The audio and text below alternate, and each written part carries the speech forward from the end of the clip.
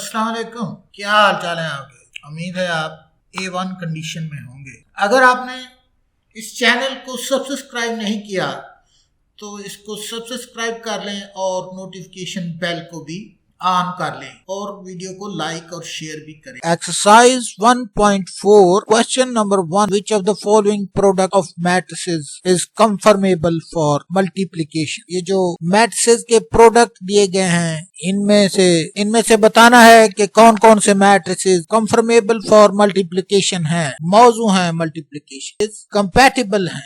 इसका क्या तरीका होता है ये जांचने का कि कोई मैट्रिक्स मल्टीप्लिकेशन के लिए कंफर्मेबल है कि नहीं है। तो ये जो प्रोडक्ट दी गई है, जैसे पार्ट नंबर 1 क्वेश्चन 1 के पार्ट नंबर 1 में जो प्रोडक्ट दी गई है दो मैट्रिक्स, पहले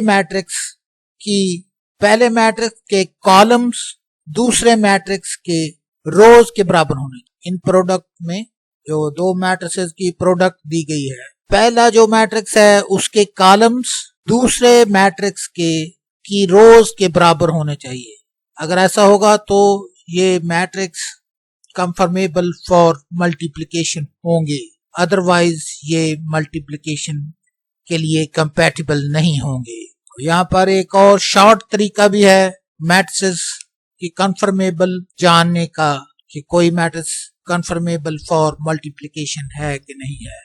वो ये है, मैं आपको यहाँ पर बता देता हूँ। हम इसके ऑर्डर लिख लेंगे, ये भी एक तरीका होता है ऑर्डर लिखने का। 2/2 इसको भी 2/2 ही कहते हैं, और आप चाहो तो दूसरे तरीके से लिख लो 2/2 जिस तरह पहले हम, वो भी ठीक है और ये भी ठीक है। दोनों ही तरीके हैं ऑर्डर लिखने के, दोनों ही तरीके दुरुस्त हैं, लेकिन ये वाला तरीका आजकल राइज नहीं है। दूसरे तरीके से ही हम लिखते हैं क्योंकि हम रफली कर रहे हैं। ये वाला अमल किसी ने पूछा नहीं है हमसे, ऑर्डर को मालूम करने का किसी ने कहा नहीं है कि हमें ऑर्डर मालूम करके दो, क्योंकि ये रफली कर रहे हैं तो हम जिस तरह मर्जी लिख लें उसकी कोई फर्क नहीं पड़ता। तो इस तरह हम इसका ऑर्डर लिख लेंगे 2/2 जो प्रोडक्ट का पहला मैट्रिक्स, जो प्रोडक्ट का दूसरा मैट्रिक्स है उसका भी ऑर्डर लिख लेंगे हम। उसका ऑर्डर है 2/1। ऑर्डर क्या होता है, रोज और कॉलम के तादाद होती, और जो पहले लिखा जाता है वो रोज होती हैं और जो एंड पे लिखा जाता है कॉलम होता है। तो यहाँ पर जो 2/2 है इसका मतलब है कि इस मैट्रिक्स में 2 रोज हैं और 2 कॉलम, और उससे आगे लिखा हुआ है 2/1, इसका मतलब है कि इस मैट्रिक्स में 2 रोज हैं और 1 कॉलम। तो यहाँ पर एक रेक्टेंगल सा डाल लेंगे, यहाँ पर एक रेक्टेंगल डाल लेंगे इस तरह।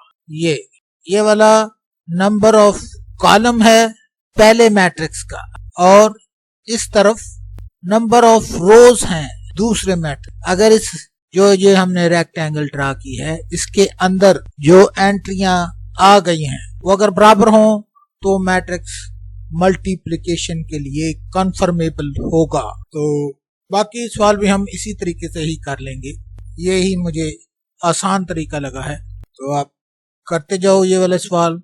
Part 1 is conformable for multiplication. Part 1 जो है वो मल्टीप्लिकेशन के लिए कंफर्मेबल है। तो आप चाहो तो ये वाली लाइन भी नीचे लिख दो, क्योंकि number of columns of first matrix of the product is equal to number of rows of second matrix of the product. ये लाइन भी लिखनी कोई खास जरूरी नहीं है, सिर्फ हम इसलिए लिख रहे हैं कि कभी ऐसा ना हो कि हमारा पेपर कोई ऐसा लकीर का फकीर जो टीचर है वो चेक कर रहा हो। तो जब वो चेक करेगा तो हो सकता है एक नंबर हमारा काट ले कि यार इसने ये लाइन क्यों नहीं लिखी कि number of columns of first matrix is equal to number of rows of second. क्योंकि सवाल में तो उसने कहीं नहीं पूछा कि आप ये लिखो लाइन, उसने सिर्फ ये पूछा है कि कंफर्मेबल फॉर मल्टीप्लिकेशन ये मैट्रिक्स हैं कि नहीं है। हमने सिर्फ उसे यही बताना है। टू दी पॉइंट जो जवाब बनता है वो यही बनता है कि जो पार्ट 1 है वो कंफर्मेबल फॉर मल्टीप्लिकेशन है। तो आगे भी हम लिखते जाएंगे और पार्ट नंबर 2 हल करेंगे। ऑर्डर लिया फर्स्ट मैट्रिक्स का, इस प्रोडक्ट के फर्स्ट मैट्रिक्स का ऑर्डर ले लिया वो 2/2 है, और इस प्रोडक्ट के सेकंड मैट्रिक्स का ऑर्डर ले लिया वो भी 2/2 है। अब ये रेक्टेंगल डाली रेक्टेंगल के अंदर जो एंट्रीज आएंगी अगर वो बराबर होंगी तो ये कंफर्मेबल। ये एंट्रीज क्या हैं? ये जो प्रोडक्ट का पहला मैट्रिक्स है उसके ये कॉलम है और जो प्रोडक्ट का दूसरा मैट्रिक्स है उसकी ये रोज है। तो ये दोनों बराबर हैं। इस रेक्टेंगल के अंदर आने का मतलब कि ये दोनों बराबर हैं और ये वाला मैट्रिक्स कंफर्मेबल फॉर मल्टीप्लिकेशन है। तो यहाँ पर हम लिख लेंगे part number 2 is conformable for multiplication, और साथ ही नीचे ये वाली लाइन भी लिख लेंगे, number of columns of first matrix of the product is equal to number of rows of second column of the. तो उसके बाद थर्ड मैट्रिक्स करने की कोशिश करते हैं हम। थर्ड क्वेश्चन में क्या है? थर्ड क्वेश्चन में भी ऑर्डर लिया, पहले ऑर्डर देखा। ऑर्डर में दो मैट्रिक्स हैं। जो प्रोडक्ट का पहला मैट्रिक्स है उसका ऑर्डर है 2/1 और जो प्रोडक्ट का दूसरा मैट्रिक्स है उसका ऑर्डर है 2/2। तो रेक्टेंगल ड्रॉ की, रेक्टेंगल के अंदर जो एंट्रीज आई हैं वो 1 और 2 है। इसका मतलब है कि वो बराबर नहीं है। तो जो पहला मैट्रिक्स है प्रोडक्ट का उसके कॉलम और दूसरे मैट्रिक्स की रो बराबर नहीं है। तो यहाँ पर हम लिख देंगे part number 3 is not conformable for multiplication. Part number 3 is not conformable for multiplication. और नीचे ये लाइन भी लिख देंगे ताकि हमारे नंबर ना कट जाएं।